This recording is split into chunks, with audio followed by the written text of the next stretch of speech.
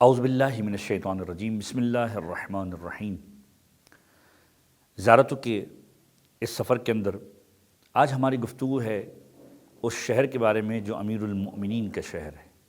وہ شہر کہ جس کی خاصیت یہ ہے کہ اس کے دامن میں کائنات کی وہ ہستی دفن کی گئی کہ جس کو کائنات کی بہترین ہستی بعد رسول قرار دیا گیا۔ وہ ہستی کہ جس کی وجود کے بغیر ایمان مکمل نہیں، وہ ہستی کہ جس کی محبت کے بغیر عبادت کامل نہیں، عبادت قبول نہیں، امیر المؤمنین کی ذات اقدس، جس شہر کے لیے امیر المؤمنین کا ہونا شرف ہے۔ یہ شہر آباد ہی امیر المؤمنین کے وجود کی وجہ سے ہوا۔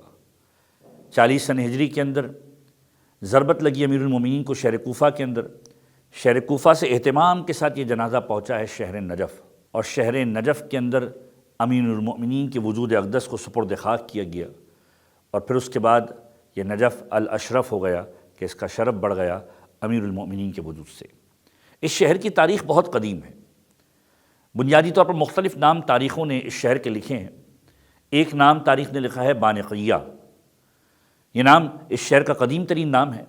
حضرت ابراہیم کے دور کے اندر حضرت ابراہیم جب اس مقام سے گزرتے تھے تو ایک مرتبہ حضرت ابراہیم کا گزر اس شہر سے ہوا۔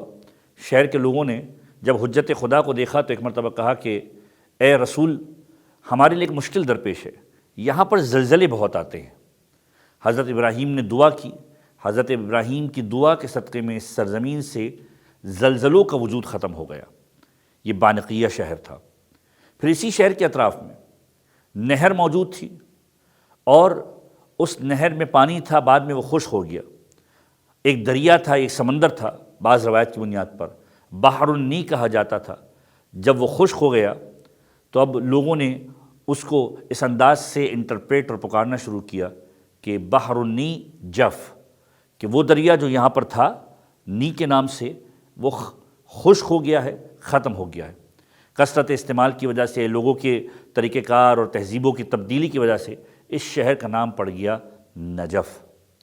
ہمارے لیے یہ شہر اس لیے امپورٹنٹ کہ امیر المؤمنین کا وجود اقدس یہاں پر ہے۔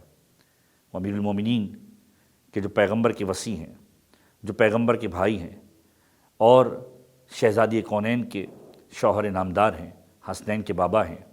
وہ امیر المؤمنین کی جن کی زیارت کے لیے خود پیغمبر کا جملہ یہ ہے کہ جو علی ابن ابی طالب کی زیارت کے لیے آتا ہے، میں اس کی زیارت کے لیے آتا ہوں۔ یہ جملہ پیغمبر خدا کا ہے جو امیر المؤمنین کی زیارت کے اعتبار سے ہے۔ نجف اشرف کی زیارت معمولی زیارت نہیں ہے۔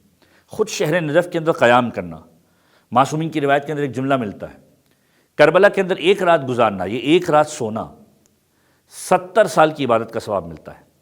اور شہر نجف میں امیر المؤمنین کے جوار کے اندر رات گزارنا یا سونا 700 سال کی عبادت کا ثواب اس شخص کو ملتا ہے جو شہر نجف کے اندر رات گزار رہا ہے۔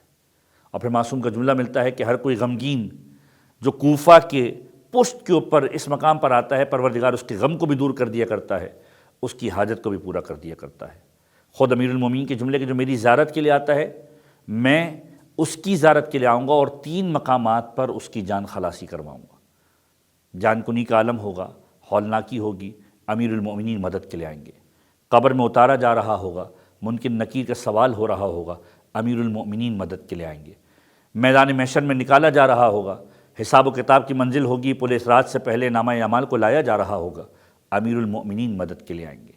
یہ نجف اشرف کے اندر اس دامن میں مدفون امیر المؤمنین کی برکتیں ہیں کہ وہ امیر المؤمنین کہ جن کی زیارت کو یہ شرف عطا کیا گیا کہ معصوم کا جملہ ہے، ہم میں سے ہر ایک کربلا کا مشتاق ہے۔ کربلا کی زیارت کے فضائل بے شمار بیان ہوئے۔ امام صادق فرماتے ہیں کہ جو فضیلت امیر المؤمنین کو امام حسین پر امام ہونے کے اعتبار سے حاصل ہے، وہی امیر المؤمنین کی زیارت کو امام حسین کی زیارت پر حاصل ہے۔ یہ وہ زیارت ہے کہ جو ائمہ طاہرین نے اس انداز سے کہا کہ اگر کوئی شخص غرور و تکبر کے بغیر معرفت کو حاصل کرتے ہوئے امیر المؤمنین کی زیارت کے لیے آئے، اگر بیمار ہوگا پروردگار شفا دے گا، اگر تنگی رزق میں مبتلا ہوگا پروردگار عالم رزق میں کشادگی دے گا، پروردگار اس کی حاجات کو پورا فرمائے گا، پروردگار اس کی عمر کو طولانی کرے گا۔ یہ وہ اسباب ہیں جو امیر المؤمنین کی زیارت کے سبب پروردگار عالم برکتوں کی صورت کے اندر فراہم کرتا ہے۔ اور خود امام کا ایک عجیب جملہ، راوی کا نام ہے ابن مارد یا ابن مارو، امام کی خدمت میں آتا ہے، اور جب امام کی خدمت میں آتا ہے، امام کی خدمت میں آنے کے بعد مولا سوال کرتے ہیں، اے ابن مارو ذرا یہ بتاؤ کہ آیا میرے جد امیر المومنین کی زیارت کے لیے جاتے ہو یا نہیں جاتے ہو؟ کہ مولا کوفہ شہر کے قریب رہتا ہوں اور میں دوست رکھتا ہوں کہ امیر المومنین کی زیارت کے لیے جاؤں، اور کئی مرتبہ جاتا ہوں۔ مولا نے دعا دی ہاتھوں کو بلند کر کے کہ خدا تجھ پر رحمتیں نازل فرمائے۔ پھر مولا نے کہا کہ اے ابن مارو، اس بات کو ذہن میں رکھنا کہ وہ قدم جو علی ابن ابی طالب کی زیارت کے لیے اٹھتے ہیں اور گرد آلود مٹی والے ہوتے ہیں، خدا ان قدموں کو کبھی جہنم کا ایندھن نہیں بنائے گا۔ اور پھر کہا کہ اے ابن مارو، جب علی ابن ابی طالب کی بارگاہ میں جاؤ تو ایسے شخص کی طرف نہ ہو جانا، ایسے شخص کی طرح نہ ہو جانا کہ جو غفلت میں پڑا ہوا ہے۔ یاد رکھو، جب کوئی زائر امیر المؤمنین کے حرم میں قدم رکھتا ہے، پروردگار عالم آسمان کے دروازوں کو کھول دیا کرتا ہے، حاجتوں کی قبولیت کو کھول دیا کرتا ہے۔ تو ایسا نہ ہو کہ غفلت میں پڑے ہوئے سوئے ہوئے شخص کی طرح ہو جاؤ کہ علی کی بارگاہ میں جاؤ اور خالی ہاتھ ہو جاؤ۔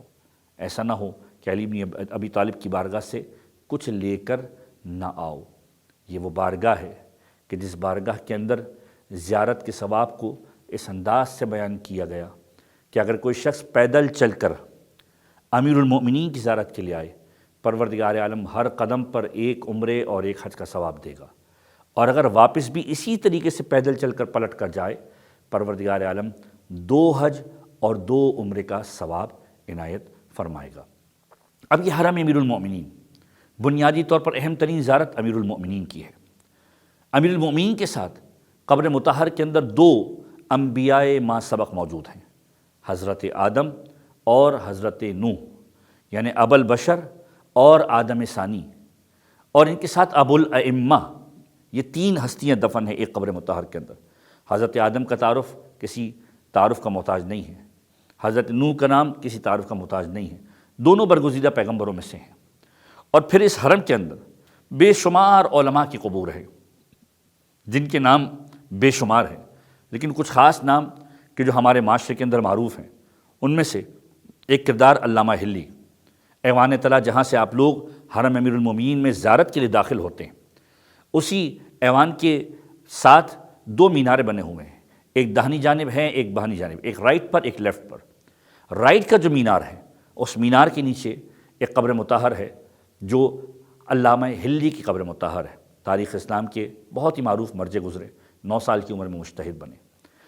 باقاعدہ طور پر ان کے حوالے سے ملتا ہے کہ جب دنیا سے رخصت ہوئے، بیٹے کی خواہش تھی کہ باپ کے بارے میں اطلاع ملے کہ کس کیفیت میں ہے۔ بیٹے کے خواب میں آئے اور ایک مرتبہ جملہ کہا، لولا الفین وزیارت الحسین لحلق، اگر وہ 2000 دلیلیں جو علی ابن ابی طالب کی ولایت پر جمع کی تھی نہ ہوتی، اور اگر زیارت امام حسین نہ ہوتی، ہلاک ہو چکا ہوتا، کسی چیز نے مجھے نہ بچایا ہوتا۔ یہ داہنے مینار کی جانب۔ بہنے مینار کی جانب یعنی لیفٹ مینارے کے نیچے تاریخ اسلام کے وہ مرجع کہ جن کا نام ہے مقدس اردبیلی۔ مقدس اردبیلی وہ شخصیت کہ جو امام زمانہ کے عنوان سے زیادہ معروف ہیں کہ ان کی ملاقات امام زمان سے ہوا کرتی تھی۔ مقدس اردبیلی کے بعد تاریخ اسلام کے ایک اور معروف ترین فرد جن کی کتابوں کے بغیر آج ہمارے پاس زیارتوں کا تصور نہ ہوتا، دعاؤں کا تصور نہ ہوتا، مفاتیح الجنان کے مؤلف شیخ عباس قمی۔ باب القبلہ سے داخل ہو کر رائٹ کے اوپر 2 محرابیں بنی ہوئی ہیں جس میں شیخ عباسی قمی کی مرکز مطہر ہے اور انہی کے استاد مرزا حسین نوری کی۔ باب القبلہ سے جب آپ داخل ہوں گے تو وہاں پر بھی شیخ مرتضی انصاری کی قبر مطہر، اور موجودہ دور کے مراجع کے اندر باقاعدہ طور پر صحن کے اندر باب توسی کے قریب ایک باقاعدہ ایک روم ہے کہ جس کے اندر آیت اللہ العظمیٰ خوئی کی قبر مطہر موجود ہے۔ یہ تو وہ معروف کردار ہیں جو ہمارے معاشرے کے اندر پہچانے بھی جاتے ہیں، جن کے نام لوگوں کے اندر وارد بھی ہیں۔ یہ ان کی قبر ہے کہ جو حرم مطہر کے اندر موجود ہیں۔ ہم اس وقت زیارت امین اللہ کی تلاوت کریں گے حرم امیر المؤمنین کے اندر، اور اس کے ساتھ ساتھ زیارت امین اللہ کے ساتھ حضرت آدم کی زیارت اور حضرت نوح کی زیارت کی تلاوت کی جائے گی۔ حرم امیر المؤمنین کے اندر زیارت امین اللہ پڑھتے ہیں قربتاً اللہ۔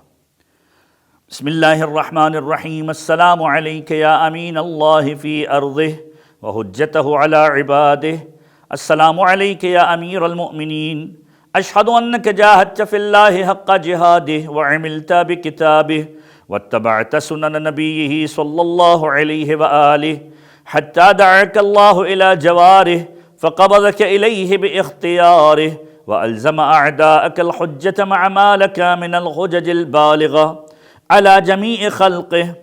اللهم فاجعل نفسي مطمئنة بقدرك راضية بقضائك مولعة بذكرك ودعائك محبة لصفوة أوليائك محبوبة في أرضك وسمائك صابرة على نزول بلائك شاكرة لفواضل نعمائك ذاكرة لسوابغ آلائك مشتاقة إلى فرحة لقائك متزودة التقوى ليوم جزائك مستنة بسنن أوليائك مفارقة لإخلاق أعدائك مشغولة عن الدنيا بحمدك وثنائك.